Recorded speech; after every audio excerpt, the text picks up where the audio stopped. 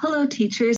If you haven't experienced junior achievement before, we focus on a few things: financial literacy, work and career readiness, and entrepreneurship. And our goal is simply to inspire and prepare young people to have a successful future. In order to access the lessons, the first thing you want to do is review your JA session guide. So you will find that at the website learn.ja.org. You should have received an email with your JA username, which is just your email address. And then it provides you with that link and prompts you to go in and change your password. However, sometimes if you have been a teacher with us in the past and you are already in the system doesn't trigger an email that is sent out to you.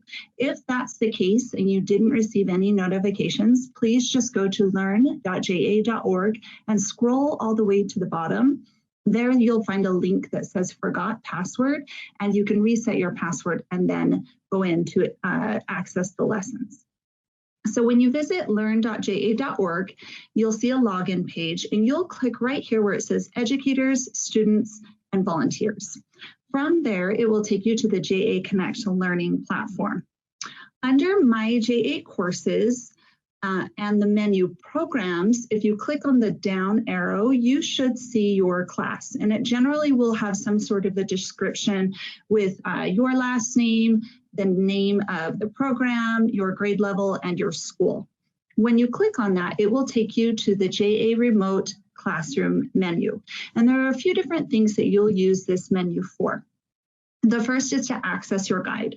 So over here on the left, under Program Overview and Resources, you'll click there, and it will take you, it's usually the second option, and this is for JA Our Region, which is the 4th grade program. So if you're teaching a different grade besides 4th grade, it will simply have a different title, but the menus look the same. And you'll click on JA Our Region Guide for Volunteers and Teachers. It will bring up a screen that looks like this, and it looks like a play button for a video. It's not a video, it's simply just to open up the document for your guide. So if you click there, it will take you to a different tab, and it has a couple different options. The first is you can simply click on the website address, and that will open up the digital guide for you. However, a lot of our teachers and or volunteers like to have it on a separate device. That way, when they are teaching, if they're teaching virtually and they're screen sharing the lesson, they can screen share on their computer, but then they can open up either a tablet or their phone or an iPad, something like that, that has the guide to the lessons. So they can kind of look at the guide as they're sharing their lesson screen with the students. So if I were to click on the link to the guide, it will then take me to the virtual guide for each lesson of the 5 or 6 lessons that you're teaching.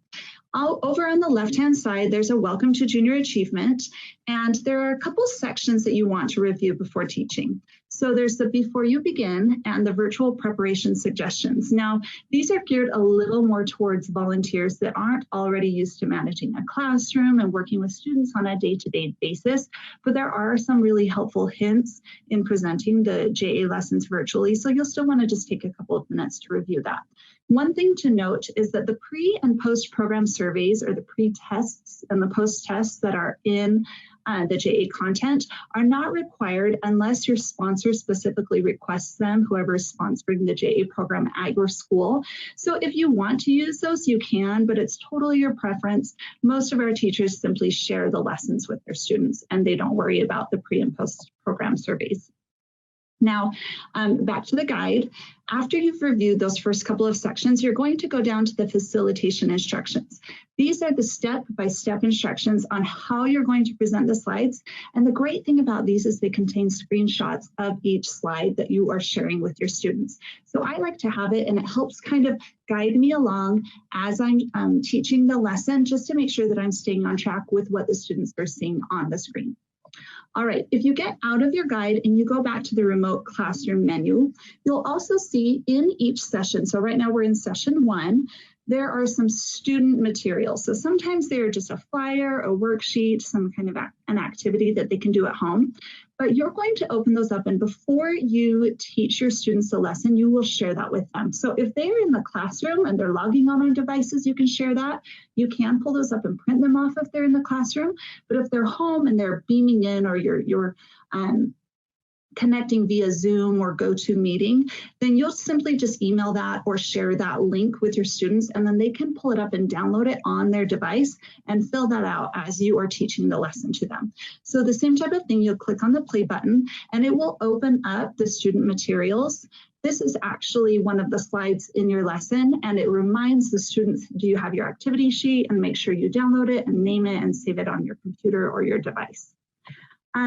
The next thing, and probably the most important thing, is the actual lesson. So you will, again, go under whatever session you're teaching, and it will always be described as on-screen presentation. And in smaller letters, you'll see interactive learning resource. So that is the full set of slides, similar to a PowerPoint that you're going to be teaching.